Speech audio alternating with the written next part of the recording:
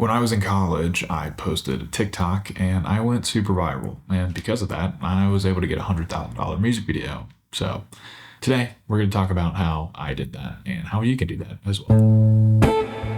I'm going into the unknown. Not sure which way I'll be flown. Okay, so, oh no. Okay, I'm sitting here. Hello. So, when I was in college, I was posting on TikTok like every day. Alan and Jake would always help me, and I would make these like super cinematic, use the C word there, like videos on mental health and just relatable things that people go through every day. So I'm gonna fast forward, several months. I post a video online. It got like 8-9 million views, something in like a day. I got like 100,000 followers overnight. It was kind of nuts. A music artist in a label reached out to me through email, and they're like, "Yo, we really like what you're doing online. Hey, like we want to be one of the first to do a music video with a TikTok director." We hop on a call. I get to hear the song. I get to meet the music artist. Her name is Baker Grace. If you're familiar with my work at all, you've definitely heard her name before. The lyrics of the song, the meaning behind the song, really aligned with the content that I was producing at the time. Eventually, I'll make a video like going into the details of my first music video, because there were so many things that we just didn't know. We're in New York City on a giant soundstage making a music video with no experience. We're using like an Alexa Mini. We shot on like Cook Pancros. We're rigging lights up on this grid. We've got like, we got a giant cyc wall. It was nuts. But we did it. We made the video. The edit turned out phenomenal. The shoot was so memorable and so honestly smooth. I think the reason this is important is because, one, it gives context of, getting to that point. Like, I was posting online, that's how they found me. The second important thing about that is we did really good work, and it got us another music video. So that really leads us right into point number 2, which I will tell you in after these messages. The message is, please subscribe to my Patreon. You could be the first one to do it. Whew. Okay, I'm gonna go to the park because it is a beautiful day and I don't want to be inside just sitting around. So we're gonna go.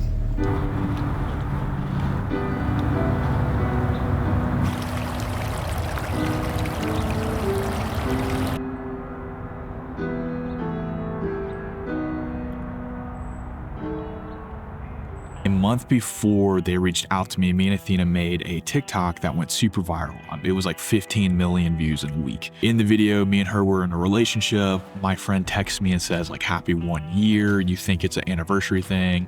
And then it jumps out to a wide and she's not there anymore. He's actually saying, "Bro, it's been a year since you guys, broke up or she died." It was pretty vague. I left it up for interpretation. It worked out in our favor that "I Feel For You," the lyrics of the song and the message behind the song, was almost a carbon copy of what that TikTok was. "I Feel For You" is the story of a girl who's trapped in her mind. She's like, you'll see, she's in this dark void of a place and she's all alone, and she's questioning this relationship she wants to be with. She's questioning his motive. She's dealing with her insecurities. And whenever she's there, she's constantly running after the guy, chasing after him, doing all she can to get to him. And right whenever she gets to the top of the ladder, he disappears, which is the same thing that happened in my TikToks. I think the reason it did so well was not only because the song was good, not only because the video was good, video was technically very sound, yes, but the video resonated with a ton of people. The lighting was great, the location was fantastic, the camera work was beautiful,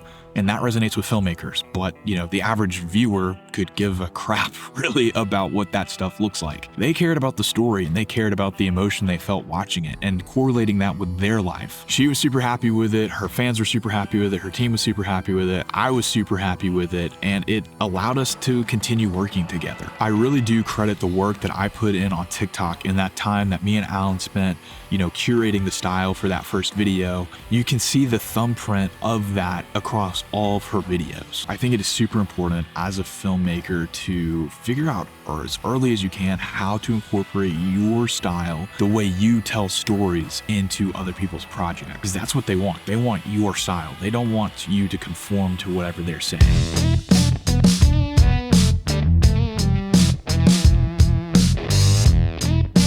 Okay.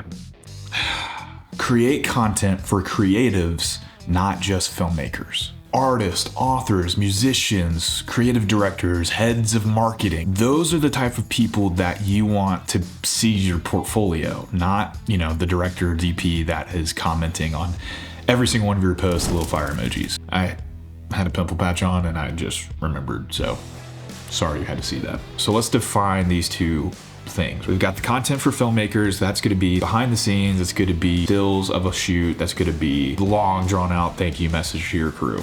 I do it too. Those are good, and I think they are important. There's a time and place for it, but we also have to produce the second type of content, which is going to appeal to the other types of creatives, not just filmmakers. It's important to have the first piece of content because it does provide credibility, and it shows like how to handle a set, and shows like, okay, you've worked with big name artists, big name clients, and that's good. Like, you want potential future collaborators to see that, but that type of content is not going to do numbers, and let's just be real. Not that the goal is to go viral, but you do want to have more eyes on it than just filmmakers. They're going to want to work with you and have you pay them out of the budget you get from a client. On my platforms, I found content that resonated with a large group of people, and I didn't become like a mental illness channel by any means. Like, I was still more of a film channel. I got nominated at the first ever TikTok Awards for Best Cinematography, but I was making content that reached a larger audience than just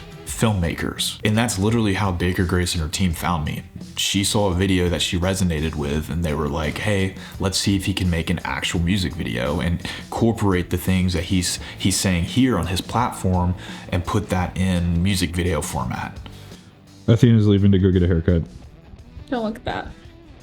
You'll be back and we can see the reveal. Okay, true before. Okay, sweet. Bye. Love you, honey. I love you. Bye. Here, let me put the best hat on real quick. Okay, if you haven't figured it out by now by some of the BTS and just the actual video itself, I Feel For You was actually not $100,000. It was really right around $15,000. The reason I'm saying this is how I got my first $100,000 music video is because me and Baker have now done 8 projects together, which if you combine the budget of all those, it equates to well over $100,000. And that doesn't include all the budgets that I've gotten from other artists and other companies that saw that first video and were like, oh wow, let's hire this dude. So Baker, if you're watching this, thank you. The last thing I want to say for this video is whenever you do find a musician or an artist or, a business or whatever, genuinely try to learn who they are as a person. The more you get to know who they really are, the more you can put your creative insight into the projects that they're wanting to create. Me and Chloe have a great relationship. She's a great friend and a great person, and I love being able to create with her. Okay, cool. That's it. That's the video. Thank you for watching. I will catch you guys next week. Peace. I've gotten